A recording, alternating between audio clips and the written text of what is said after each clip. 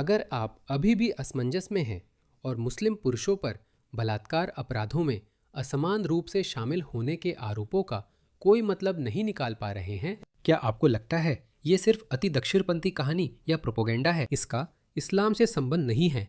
सभी संस्कृतियां समान हैं और इस्लाम एक शांतिपूर्ण विचारधारा हो सकता है क्योंकि ये एक भूरे आदमी की सोच है। इसलिए सभी नस्लवादी और दक्षिणपंथी इसके खिलाफ है। अगर आप ऐसा सोचते हैं तो मैं आपको दोष नहीं देता, क्योंकि पिछले 3-4 दशकों से पश्चिम में यही मुख्य सोच रही है जिससे आपकी सोच ऐसी बनी है। इस वीडियो को अंत तक देखें, तभी आप समझेंगे कि मैं क्या कह रहा हूँ।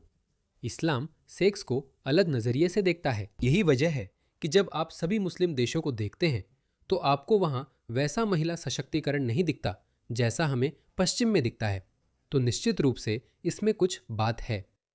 जाहिर है मुस्लिम देशों में सबसे प्रभावशाली विचारधारा कौन सी है? वो इस्लाम है। इस्लामी विद्वान की बात सुनिए। मान लीजिए आप किसी लड़की के साथ बलात्कार करते हैं और उसकी हत्या कर देते हैं, और अगर इस दुनिया की अदालत इसे साबित नहीं कर पाती और फिर आप सच्चे दिल से तौबा करते हैं, तो क्या अल्लाह आपको माफ कर देगा? और आप कहते हैं कि शायद अल्लाह आपको माफ कर देगा, और आप सही हैं। जो भी गुनाह हो अल्लाह माफ कर सकता है। इसलिए कई मुसलमान सोचते हैं कि अगर मैं गलत करूं तो अल्लाह माफ कर देगा। मोहम्मद ने कहा था कि सभी नेक मुसलमान सच्चे दिल से तौबा करें तो वे जन्नत में जाएंगे। अब आप कह सकते हैं कि ईसाई धर्म भी ऐसा करता है, लेकिन इसमें ऐसे तत्व भी हैं जहां समाज ने बलात्कार को बढ़ावा नहीं दिया। इस्लामी संस्कृति में खासकर गैर मुस्लिम महिलाओं के मामले में ये आम है। इसलिए आंकड़े सच है। और आप पूछ रहे हैं कि इस्लाम और बलात्कार संस्कृति का क्या संबंध है? अगर आपने बलात्कार या हत्या की है और सच में पछताते हैं तो माफी के लिए 5 शर्तें जरूरी हैं। नंबर 1, अगर आप मानते हैं कि जो आपने किया वो गलत है, जो पाप आपने किया वो गलत है, तो उसे स्वीकार करें। नंबर 2, यह सुनिश्चित करें कि आप इसे तुरंत रोक दें। तीसरा, सुनिश्चित करें कि ऐसा दोबारा ना हो। नंबर 4, यह है कि आप अल्लाह सुब्हानहू व तआला से माफी मांगे। अगर ये सारी शर्तें पूरी हो जाती हैं, इंशाअल्लाह वो आपको माफ कर देंगे। चाहे आपने कोई बड़ा गुनाह किया हो, और अगर आपने हत्या भी की है तो वो भी एक बड़ा गुनाह है, लेकिन अगर आप सच्चे दिल से तौबा करते हैं तो अल्लाह आपको माफ कर देंगे। और एक और बात जोड़ना चाहूंगा, क्योंकि आखिर में उन्होंने कहा कि अगर आप इसे साबित नहीं कर सकते तो जानते हैं आप इसे क्यों साबित नहीं कर सकते? क्योंकि बलात्कार की शिकार महिला को 4 गवाह देने पड़ते हैं, 4 पुरुष गवाह। और अगर आप पुरुष गवाह नहीं ढूंढ पाते तो आपको 2 महिला गवाह ढूंढनी पड़ती हैं, जिसका मतलब ये है कि जब तक उसके साथ 4 पुरुषों के सामने या 3 पुरुष और 2 महिलाओं के सामने या 4 महिलाओं और 2 पुरुषों के सामने बलात्कार नहीं हुआ, तब तक वो बलात्कार साबित नहीं कर सकती।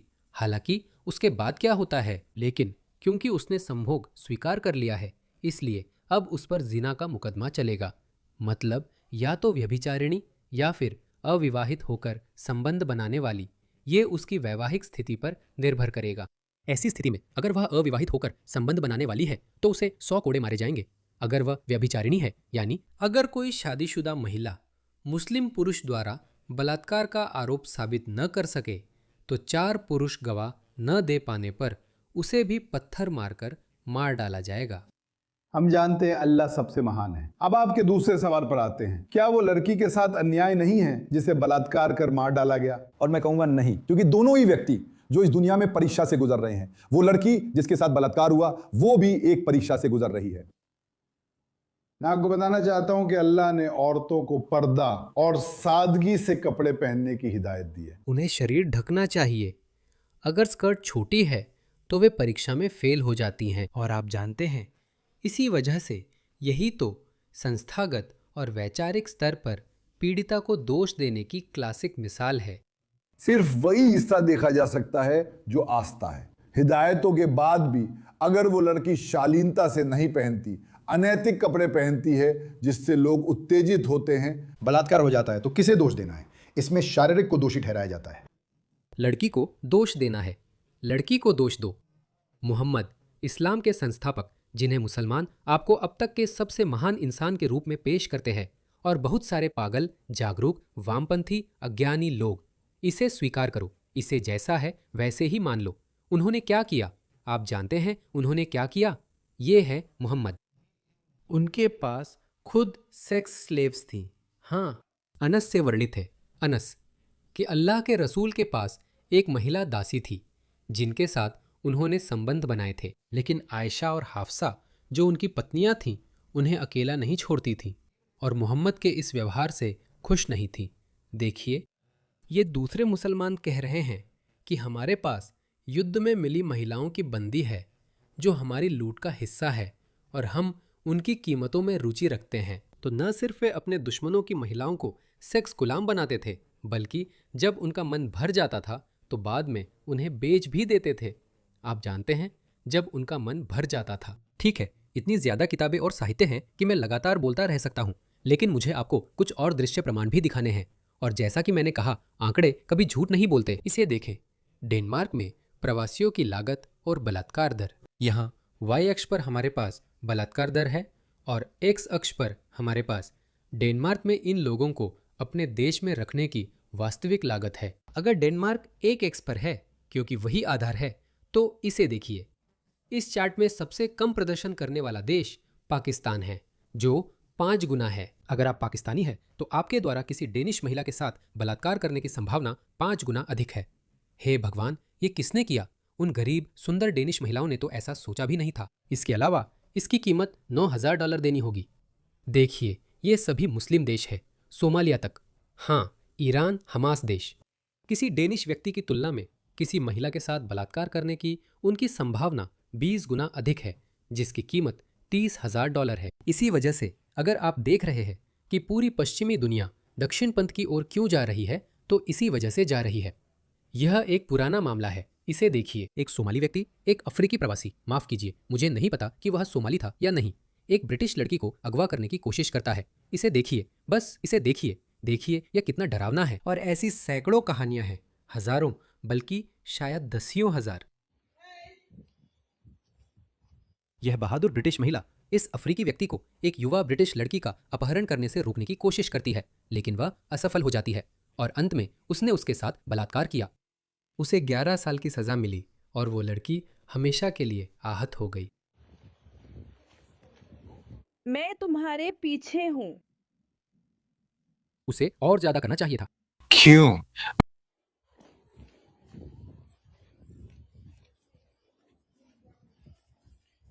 मुझे भाई।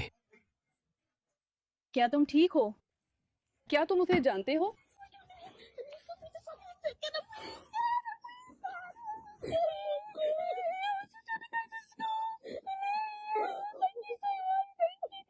तो मुझे नहीं पता।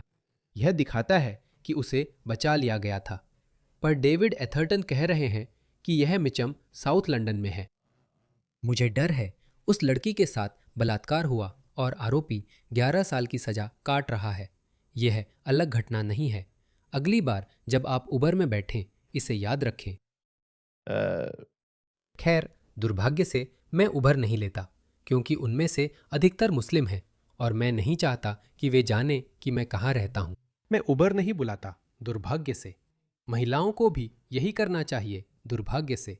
मुझे खेद है। सुनिए। 8 साल के अहमद अली, एक उबर ड्राइवर, जिन पर एक जघन्य अपराध का आरोप है, जहां वे मांग कर रहे हैं कि अदालत दूसरी डिग्री के बलात्कार और पहली डिग्री के अपहरण के लिए पर्याप्त आधार माने। पीड़िता ने सुरक्षित लौटने के लिए अली पर भरोसा किया था, जो ऐप आधारित टैक्सी चलाता था। दस्तावेजों के मुताबिक अली ने उबर ऐप से दिखाया कि उसने पीड़िता को उतार दिया, फिर ओलंपिया के बाहर एकांत जगह ले जाकर उसके साथ बलात्कार किया। उसने कहा कि अगर उसे रिहा किया गया तो वो डलेगी। प्रथम दृष्टया आधार वाले दस्तावेजों में कहा गया है कि जब महिला घर नहीं लौटी तो पीड़िता के परिवार वाले चिंतित हो गए। पिता ने फोन से बेटी की लोकेशन ट्रैक की और वहां पहुंचकर देखा कि पीड़िता अली की कार की पिछली सीट पर नग्न थी, जबकि अली जल्दी से आगे की सीट पर जाकर पैंट पहनने की कोशिश कर रहा था। ये गंभीर खतरा है कि आरोपी फिर से हिंसक अपराध कर सकता है, जो आरोपों की प्रकृति पर आधारित है। दस्तावेजों के मुताबिक पीड़िता के परिवार ने अली की पिटाई की और कम से कम 2 गोलियां चलाईं। जांचकर्ताओं के अनुसार अली चिकित्सा कर्मियों के ये कहने के बावजूद कि उसे मदद की जरूरत थी, भागने की कोशिश कर रहा था। कोर्ट में अली के हाथों पर पट्टियां थीं। हमले के पास मैंने एक पिता से बात की, जिन्होंने कहा कि फादर्स डे वीकेंड पर किसी और की बेटी के साथ हुआ सुनकर डर लगता है। मेरे लिए यही न्याय है और ये कभी नहीं होना चाहिए था। सही कहा ना? ये बस घिनौना है, लेकिन मुझे खुशी है कि पिता वहां मौजूद थे। आरोपी खुद भी 5 बच्चों का पिता है। अदालत अली के समर्थन में आए परिवार और पड़ोसियों से भरी हुई थी। जांचकर्ताओं के अनुसार अली की बेटी ने उसी दिन उनके लापता होने की रिपोर्ट दर्ज कराई, जिस दिन उन पर किसी और के बच्चे के साथ बलात्कार का आरोप लगा। अब अगर आप कहते हैं कि गोरे लोग भी ऐसा करते हैं, तो आपको समझना होगा कि प्रति व्यक्ति के हिसाब से ये कैसे काम करता है। इसीलिए मैंने आपको शुरू में आंकड़े दिखाए थे। आप इस बात की आड़ नहीं ले सकते कि गोरे भी ऐसा करते हैं। जी हाँ, गोरे बहुल देश में ऐसा होगा। डेनिश पुरुष भी बलात्कार करते हैं, लेकिन अगर वही आधार है, अगर वही बहुसंख्यक आधार है, तो फिर ये, जैसा मैंने कहा, इन लोगों की संख्या इससे ज्यादा नहीं होनी चाहिए। इन्हें डेनमार्क से कम होना चाहिए। इन्हें राष्ट्रीय औसत से कम होना चाहिए।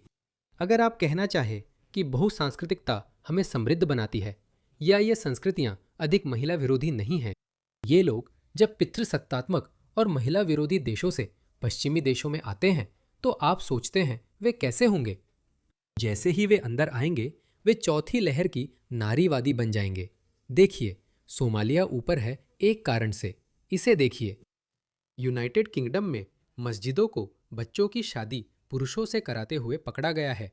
मस्जिदें ये संस्थागत है। एक अंडरकवर रिपोर्टर वेस्ट यॉर्कशायर में एक वरिष्ठ मुस्लिम मौलवी से मिलता है।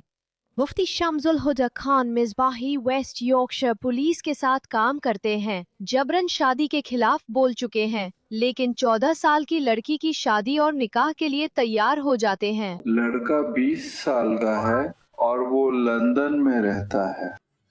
तो उसमें लिखा है सो कि आप शादी करना चाहती हैं, सही है? करना ना? हाँ जी। तो किसी भी हालत में शादी करूंगा। वो 100% सही है। मोहम्मद ने आयशा से तब शादी की थी जब वो 9 साल की थी। इसी वजह से वो साफ साफ कह रहा है, यह इमाम लंदन में है। वो कहता है, नहीं, इसमें कोई दिक्कत नहीं है, इसमें कुछ भी गलत नहीं है, हम ऐसा कर सकते हैं। जामिया मस्जिद कंजुल ईमान हेटमैन हेकमन वाइक के मुफ्ती ने पुष्टि की कि 14 साल की लड़की, जिसके बारे में उसे बताया गया है कि वो उस आदमी से सिर्फ एक बार मिली है, घर छोड़कर उसके साथ रह सकती है। से बाद वो लंदन चलेगा चाहिए था, ये ठीक है ना? yes. सब फिर जायज है। बिल्कुल सब एवरीथिंग सब कुछ जायज और अनुमति है। जैस्मिन लीगल है, इसमें कुछ गलत नहीं। आपको पता है ऐसा क्यों? पश्चिमी सरकारों ने बहुसांस्कृतिकता के नाम पर बार बार अनदेखी की। यही हमारा बहुसांस्कृतिकता से मतलब है। जब आप किसी विदेशी संस्कृति को आमंत्रित करते हैं, तो आप सिर्फ रंग बिरंगे कपड़े, उनके त्योहार या उनका खाना आमंत्रित नहीं कर रहे होते। आप उनकी परंपराओं और तौर तरीकों जैसे बाल विवाह को भी बुला रहे होते हैं। बाल विवाह यानी सम्मान की संस्कृति, FGM, बुर्का, नकाब, हलाल कटाई, आप ये सब कर रहे हैं। इस वीडियो को देखिए, ये इसका असली परिणाम है। खुशी है कि अब इन लड़कियों को कुछ न्याय मिल रहा है। ठीक है। रेप गैंग घोटाले की गहराई से जांच करने के लिए रूपर्ट लो को धन्यवाद। कुछ लोगों ने अनुमान लगाया है कि ये संख्या 2,50,000 लोगों तक हो सकती है। मुझे लगता है 500 से ज्यादा ग्रूमर्स पहले ही दोषी ठहराए जा चुके हैं। क्या आपको लगता है सभी ने बस एक ही बार अपराध किया? नहीं, खासकर जब समय रेखा देखें, ये दशकों चला। आप पार्टी के साथ स्थानीय स्कूल जाते हैं। हाँ। क्या आप अपनी पूरी जिंदगी इस इलाके में रहे हैं? हाँ। आपको स्कूल में समस्याएं आ रही हैं? क्या आप विस्तार से बता सकते हैं कि किस तरह की समस्याएं आ रही हैं? एशियाई लड़के मेरे पास आकर कहते हैं, मैं तुम्हारा रेप कर दूंगा, और अगर तुम मेरे साथ नहीं चलोगी तो मैं तुम्हारे चेहरे पर पीतल के मुक्के से मारूंगा, और अगर नहीं तो मुझे ब्लो जॉब दो। और ये स्कूल में कई लड़कियों के साथ हो रहा है, ये कोई अकेला मामला नहीं है। नहीं, ये कई लड़कियों के साथ हुआ है। सोचिए, अपने देश में डर कर रहना कैसा लगेगा। मैंने ऐसे बहुत सारे वीडियोस देखे हैं, वियना से, फिनलैंड से, बहुत सारी जगहों से। नहीं, फिनलैंड नहीं, माफ कीजिए, स्वीडन से। कई देशों में जहां गोरे बच्चे अल्पसंख्या में हैं, उन्हें अन्य सांस्कृतिक पृष्ठभूमि के लोगों द्वारा डराया, पीटा और अपमानित किया जा रहा है। जब 10 साल बाद इस समय का इतिहास लिखा जाएगा, मुसलमान कहेंगे, हमें पीड़ा हुई थी, देखो पश्चिम कितना बुरा है। जो चाहे लिखने दो, क्योंकि वे अपना इतिहास बदल सकते हैं। इसलिए कहानी पर नियंत्रण रखना जरूरी है। स्थानीय संस्कृति को ऐसा ही करना पड़ता है। हर समाज अपने नजरिए से इतिहास लिखता है। यही से पश्चिम ने गलतियां शुरू की। ब्रिटिश इतिहासकारों ने ब्रिटेन को दोषी ठहराना शुरू किया। कोई बात नहीं, गुलामी का समर्थन न करो, पर ब्रिटेन द्वारा गुलामी खत्म करने का जश्न मनाओ। उपनिवेशवाद उसी समय का परिणाम था। मुझे नहीं लगता कि ब्रिटेन को इसके लिए माफी मांगनी चाहिए। मैं वास्तव में ब्रिटिश इतिहास का समर्थक होता जा रहा हूं। जरूरी नहीं कि उपनिवेशवाद खुद मानवीय दृष्टिकोण से अच्छा था, लेकिन वस्तुनिष्ठ रूप से देखें तो उपनिवेशवाद अपने समय की उपज था। उस समय तक हर सभ्यता ने, जब भी उसे अन्य समाजों को उपनिवेश बनाने का मौका मिला, उसने ऐसा किया। मुसलमानों ने ऐसा किया, मंगोलों ने ऐसा किया, रोमनों ने ऐसा किया, मिस्रवासियों ने ऐसा किया, फारसियों ने ऐसा किया, सब ने ऐसा किया, यहां तक कि भारतीयों ने भी ऐसा किया।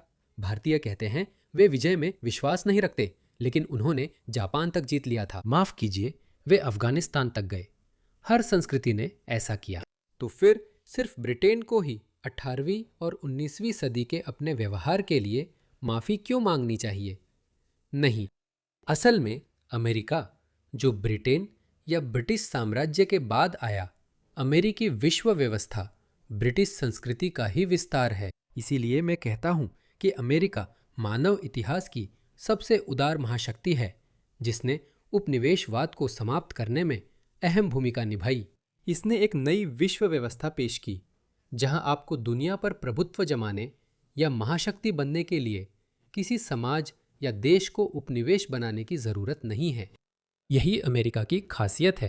शायद, मुझे लगता है, ये जानबूझकर किया गया था, क्योंकि अमेरिकी संस्थापक उपनिवेशवाद के खिलाफ थे। इसीलिए उन्होंने ऐसे आदर्श बनाए जिन्होंने आज की दुनिया को आकार दिया जिसमें हम रहते हैं। अगर अमेरिका ने भी अतीत की दूसरी महाशक्तियों की तरह व्यवहार किया होता, तो अमेरिका ने स्विट्जरलैंड पर कब्जा कर लिया होता। आप जानते हैं, अमेरिका ने कभी किसी छोटे लोकतांत्रिक देश पर हमला नहीं किया। खैर, मैं विषय से भटक गया। चलिए खत्म करते हैं। क्या आपको लगता है शिक्षक और अधिकारी इसे जानते हैं? हाँ। मेरा मतलब है, आप जानते होंगे कि एज ऑफ द सिटी कार्यक्रम ने आप जैसी युवतियों पर ध्यान दिया था, जिन्हें इस इलाके में एशियाई लोगों द्वारा ग्रूमिंग का निशाना बनाया जा रहा था। क्या आपको लगता है कि ये जो हो रहा है उसका सही वर्णन था? हाँ। क्या आपने आपके साथ बलात्कार की धमकी के बारे में पुलिस से संपर्क किया है? हाँ। पुलिस की प्रतिक्रिया क्या थी? उन्होंने कहा वे जांच करेंगे। और बस इतना ही? हाँ। शिक्षक की प्रतिक्रिया क्या थी? छात्रों को 15 स्कूल दिनों के लिए बाहर कर दिया जाएगा। ठीक है, और बस इतना ही? हाँ। फिर उन्हें बाहर कर दिया जाता है और वे स्कूल के बाहर इंतजार करते हैं। मुझे पूरा यकीन है कि वही होता है। ये भी आरोप है कि युवा एशियाई लड़के स्कूलों के बाहर और महंगी गाड़ियों में घूमते हैं और आपकी जैसी युवा लड़कियों को धमकियों से डराते हैं। क्या ऐसा ही है? हाँ। और ये कितनी बार होता है? हफ्ते में 1 बार, 2 बार? यही पर अगर पश्चिम में हिम्मत होती, अगर पश्चिम इन लोगों को बढ़ावा देने पर तुला न होता, तो पुलिस को वहां जाकर उनकी अच्छी तरह पिटाई करनी चाहिए थी। जैसा पुराने जमाने में होता था, उन्हें ठीक से पिटाई करनी चाहिए थी, ताकि वे दोबारा हिम्मत न करें। उनके गुंडागर्दी में इतने बेखौफ होने का कारण ये है कि हमारे अधिकारी जानबूझकर अनदेखा करते रहे। हाँ, हर दिन। हाँ, और अधिकारियों को पता है कि ये सब हो रहा है, लेकिन वे इसके बारे में कुछ नहीं कर रहे हैं। और जब आपको इन लोगों द्वारा निशाना बनाया जाता है, तो आपको कैसा महसूस होता है? मुझे उससे डर लगता है और मुझे बहुत अफसोस है। ये देखना वाकई दिल तोड़ने वाला है। सच में ये देखना बहुत दिल तोड़ने वाला है। आप कह सकते हैं कुछ बुरे लोग हैं, इसे देखिए। ये सिर्फ कुछ बुरे लोग नहीं हैं, ये एक सांस्कृतिक समस्या है, इसे देखिए। एक पाकिस्तानी गैंग रेपिस्ट के पिता को देखिए। वो कहते हैं, आप जानते हैं, उनकी बात सुनिए। वो एक बच्चे के साथ गैंग रेप करने वाले के पिता हैं। और जाहिर है वो ना तो कुंवारी थी और ना ही सेक्स के मामले में नई थी। तो आप इसे रेप के रूप में नहीं देखते? जी नहीं, मैं नहीं देखता। और वो 13 साल की है, वो 13 साल की है। हाँ बिल्कुल, इसमें कुछ जिम्मेदारी तो बनती है। कुछ जिम्मेदारी बनती है क्योंकि वह कहता है कि सेक्स उसके लिए नया नहीं था। ग्रूमिंग को लेकर मुझे लगता है कि जज और जूरी दोनों ने ज़रूरत से ज़्यादा सख्त फैसला दिया है। पुलिस ने भी हद से ज़्यादा कर दिया सिर्फ इसलिए क्योंकि ये लड़का एक नस्लवादी है। ज़रूरत से ज़्यादा किया क्योंकि वो लड़का नस्लवादी है। सिर्फ पिता ही नहीं, देखो उनकी पत्नियां भी बलात्कारी पतियों का साथ दे रही हैं। गोरी लड़कियां गंदी होती है। असुरक्षित ब्रिटिश लड़कियों से बलात्कार के लिए जेल भेजे गए एशियाई पुरुषों की पत्नियां बताती है कि वे पीड़ितों को क्यों दोष देती है।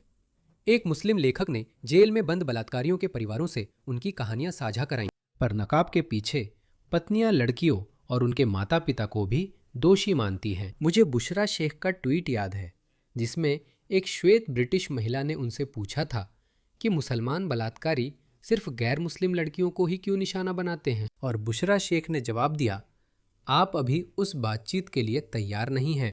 मतलब, लेकिन उन्होंने इससे ज्यादा कुछ नहीं कहा। मैंने उनका वो ट्वीट ढूंढने की कोशिश की, लेकिन शायद उन्होंने उसे डिलीट कर दिया। यही वो कह रही थीं। अगर आप छोटे स्कर्ट पहनती हैं, घूमती हैं, सिगरेट पीती हैं या मर्दों या लड़कों से बात करती हैं और पिता ध्यान नहीं देते, तो आपको वही मिलेगा जिसके आप हकदार हैं। बुशरा शेख। मैं आपको दिखाता हूं कि बुशरा शेख कौन है। ये हैं बुशरा शेख।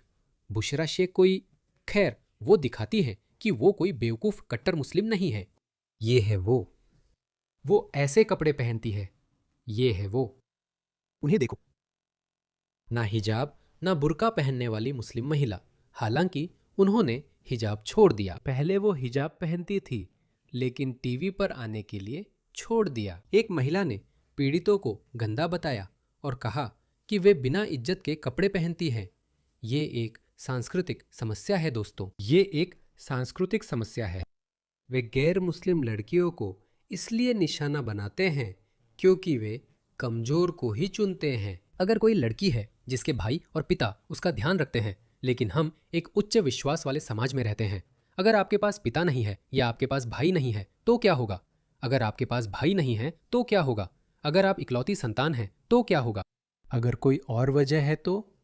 इसका मतलब ये नहीं कि हम ऐसे समाज में हैं जहां लड़कियां हमेशा पुरुषों की निगरानी में रहें, क्योंकि हम सोमालिया में नहीं रहते, हम पाकिस्तान या अफगानिस्तान में नहीं हैं। इसीलिए जब आप तीसरी दुनिया की महिला विरोधी संस्कृतियों को लाते हैं तो तैयार रहे कि आपको तीसरी दुनिया के बर्बर गुफाओं में रहने वाले लोगों की प्रथाओं का शिकार होना पड़ेगा।